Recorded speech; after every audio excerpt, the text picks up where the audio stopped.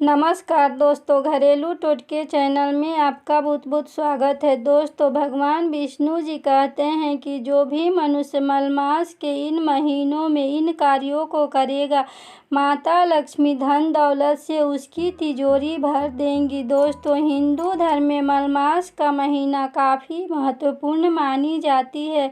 इसे अधिक मास के नाम से भी जाना जाता है। इस साल मलमास पर 160 साल बाद शुभ संयोग बन रहे हैं। इस बार 18 सितंबर 2020 से आरंभ हो रहा है और 16 अक्टूबर 2020 को समाप्त होगा। 17 अक्टूबर से शारदीय नवरात्रि का पर्व आरंभ हो जाएगा। धार्मिक मान्यता है कि अधिक मास के अधिपति स्वामी भगवान विष्णु है और पुरुषोत्तम भगवान विष्णु का ही एक नाम है, इसलिए अधिक मास को पुरुषोत्तम मास भी कही जाती है। माना जाता है कि इस मास में कोई भी शुभ कार्य नहीं करने चाहिए, लेकिन आज हम आपको कुछ ऐसे कामों के बारे में बताने जा रहे हैं जिन्हें मलमास के दौरान करना काफ़ी फलदायी माना जाता है। मलमास में भगवान विष्णु की पूजा करना पुण्य माना जाता है। इस मास में वैसे तो किसी शुभ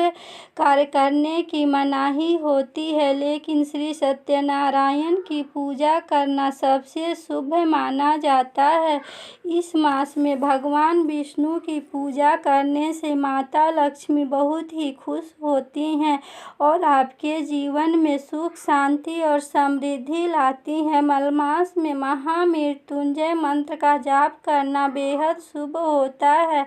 ऐसे में आप इस महीने घर पर महामृत्युंजय मंत्र का जाप करें। ऐसा करने से आपके घर में सभी प्रकार के दोष खत्म हो जाते हैं और आपके घर में सकारात्मक ऊर्जा आती है। मलमास का महीना यज्ञ और अनुष्ठान करने पर सर्वश्रेष्ठ फल माना जाता है। अधिक मास में यज्ञ और अनुष्ठान का काफ़ी शुभ माने जाते हैं। ऐसा करने से भक्तों को सभी मनोकामना पूर्ण होती है। अधिक मास में भगवान विष्णु की सभी अवतारों की पूजा करना बड़ा ही शुभ फल देती है।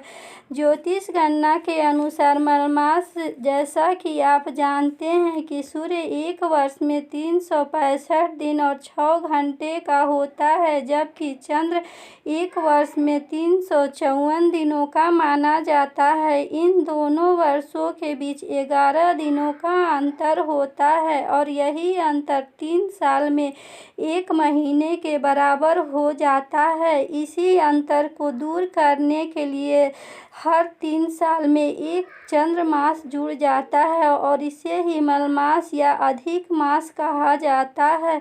मलमास को पुरुषोत्तम मास भी कही जाती है। प्रत्येक राशि, नक्षत्र, चैत्र आदि 12 मासों के सभी के स्वामी हैं, परंतु मलमास का कोई स्वामी नहीं है। इसलिए देव कार्य, शुभ कार्य एवं पितृ कार्य इस माह में वर्जित माने गए हैं। इसी कारण सभी ओर से उनकी निंदा होने लगी, जिससे दुखी होकर स्वयं मलमास बहुत उदास हुए और मलमास को सभी ने असहाय, निंदक और अपूज्य तथा संक्रांति से वर्जित कहकर लज्जित किया। दुखी होकर मलमास भगवान विष्णु के पास वैकुंठ लोक में पहुँचे।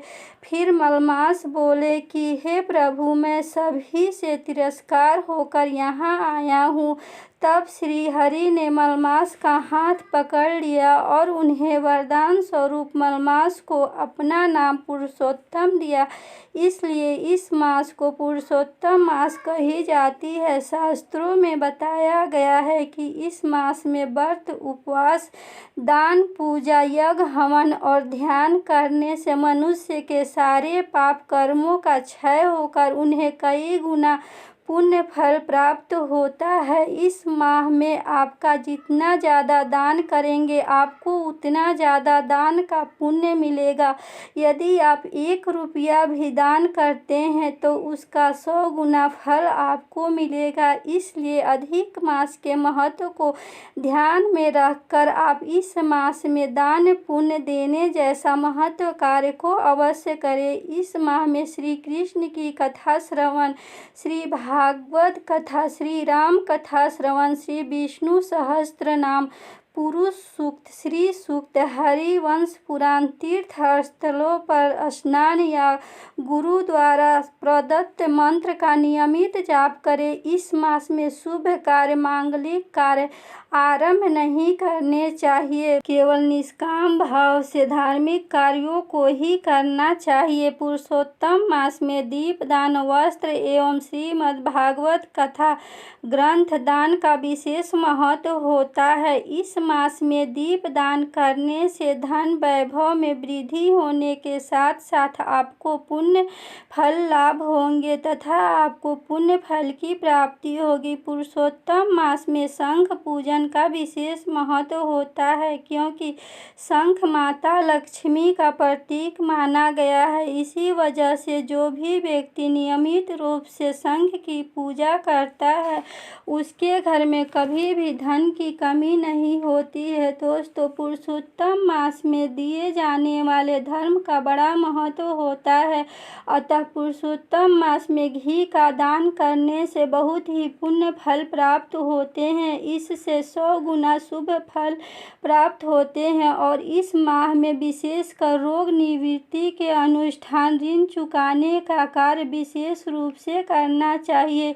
इस माह में यात्रा करने से बेहद ही अच्छा होता है। इस माह में वृक्ष लगाना, दान देना, सार्वजनिक हित के लिए कार्य करना और सेवा कार्य करने में किसी का दोष नहीं होता है। इस माह में दान, व्रत और जप करने से अक्षय फल प्राप्त होता है। मलमास में आप किसी भी दिन एक थाली में श्री यंत्र रखकर उस पर माता लक्ष्मी की प्रतिमा स्थापित करके उन्हें विधि विधान से पूजा करें और माता लक्ष्मी को हल्दी की गांठ अर्पित करें। उसके बाद उस हल्दी की गांठ को आप किसी गरीब या ब्राह्मण को दान दे दें। ऐसा माना जाता है कि हल्दी का दान करने से माता लक्ष्मी आपके घर में धन वैभव सुख समृद्धि लाती है तथा आप पूजा करते समय माता लक्ष्मी को 11 कौड़ियाँ अर्पित करें। पहले माता लक्ष्मी को हल्दी का तिलक करें और फिर उस 11 कौड़ियों में भी हल्दी का तिलक करें। तिलक करने के बाद आप माता लक्ष्मी को हाथ जोड़कर प्रणाम करें और उनसे